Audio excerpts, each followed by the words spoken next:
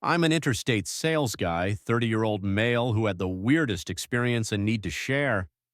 It was late, close to midnight, and I was heading down Interstate 30 toward Fort Worth.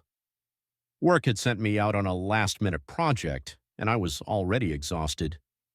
The road was mostly empty, just a few semis here and there, and the only thing I could really hear was the sound of my tires on the road.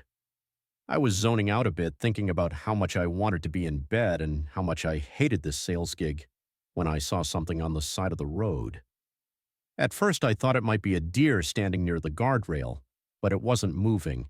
And as I got closer, I realized it didn't look right. It was tall, way taller than any person, and it looked like it had something draped over it, like a mess of fabric or maybe hair. The shape just didn't make sense. It was hunched, skinny in a way that I swear didn't seem natural. I slowed down without even thinking. I don't know why, but I felt uneasy. My chest tightened, and I felt this weird chill go through me.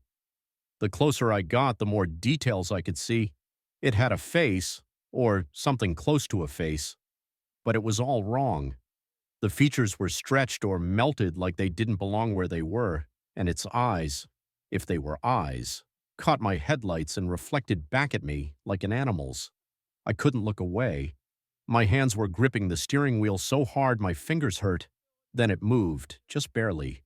A twitch or a shift, but it was enough to make my heart jump. I didn't even think about stopping. I just pressed the gas and kept going. I didn't want to see it again, not even in the rearview mirror.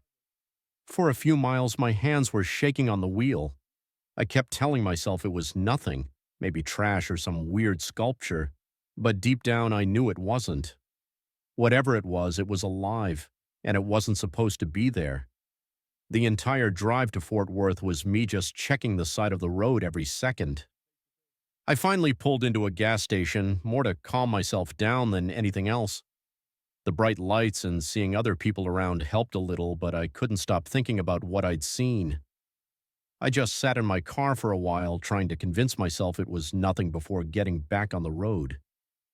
I don't know what it was. Maybe my brain was playing tricks on me because I was so tired.